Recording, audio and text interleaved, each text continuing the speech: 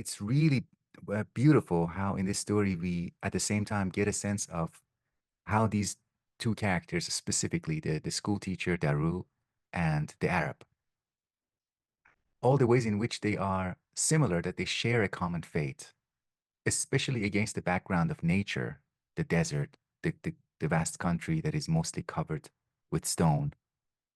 How much they're similar against that natural background and how they're different. So that combination of difference, uniqueness, and at the same time sharing in many ways a common fate.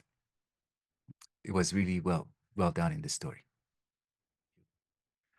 What did you guys think about the revolver? The Belducci character, he gives him the revolver. Says, "This is my spare gun." And the revolver stays with him as a kind of just in case object. It's a kind of object that the back of his mind, he believes he might have to use it, and he finds him again and again in his pockets. Like he puts it in a drawer.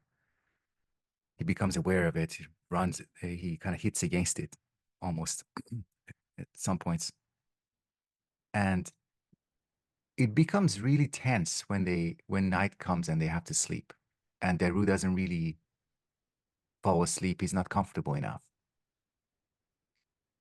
So we read here in my version is page 57. In the room where he had slept alone for a year. This presence, the presence of this Arab man, this presence disturbed him, but it disturbed him also by imposing on him a sort of brotherhood, which he rejected in the present circumstances, familiar as it was.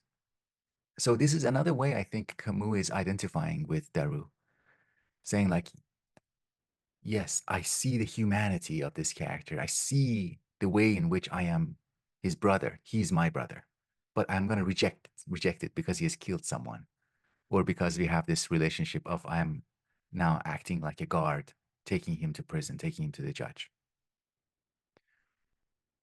It's a little bit, this part also is a little bit strange, a sort of brotherhood. And I think it's honest that he's saying he was disturbed by this. Part of what disturbed him was the imposition of this sense of brotherhood.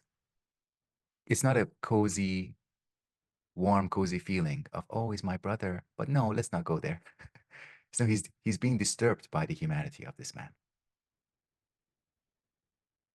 There is one last passage that I wanted to read, and we can discuss other things too, but it's this something that is really at the heart of this story, which is the disconnect, the conscious disconnect between the teacher Daru and his community. And that disconnect shows up in how he pushes back against the gendarme, the Belducci. So I'm reading from page 59 of my edition. We read, crouched on the edge of the plateau, the teacher contemplated the deserted expanse. He was thinking of Balducci. He had insulted him. He had sent him off in a way as if he did not want to be in the same boat.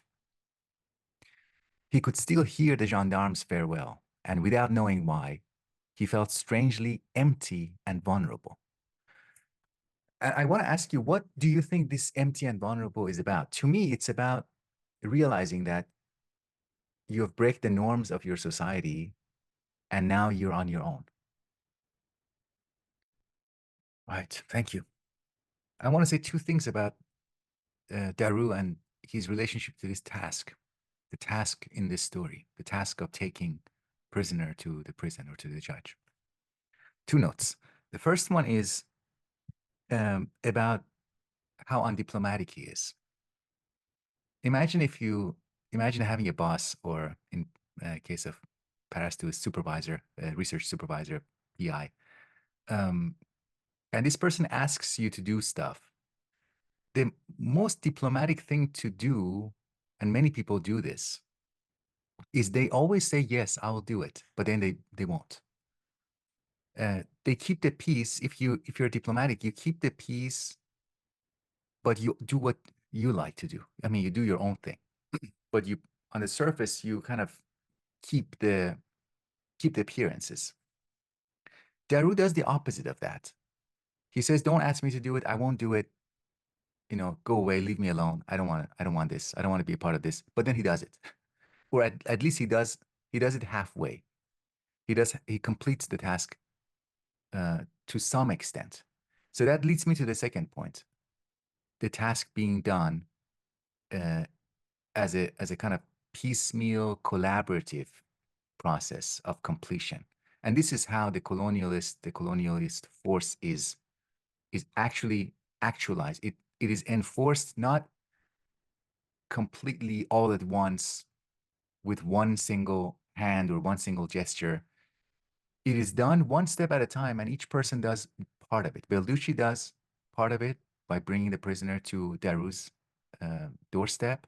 Daru does the third piece, the second piece or the second step. And then that last final step, the prisoner himself takes that final step. And why does he do it? Because I don't know, it's been ingrained in him. That's, to me, to talk about the parallel with the previous story of the, what is it called? The voiceless or the silent men. We talked about that tragic ending of when the guy says, "Oh, I know that the problem is that I'm old now." And he misunderstands the root of his own problem. And here the Arab prisoner, he also kind of misunderstands. He misses out on his own freedom and he walks to prison. That's the tragic last step that the colonialist story wins out as a, as a piecemeal collaborative. Everybody just doing a little bit of it. So yeah, the 2 points, diplomacy, I wanted to mention that. uh, I think Daru does something very undiplomatic here. He severs his relationship to both sides by being very undiplomatic. And then how the task is fulfilled in a piecemeal way. That's it. Any comments on that?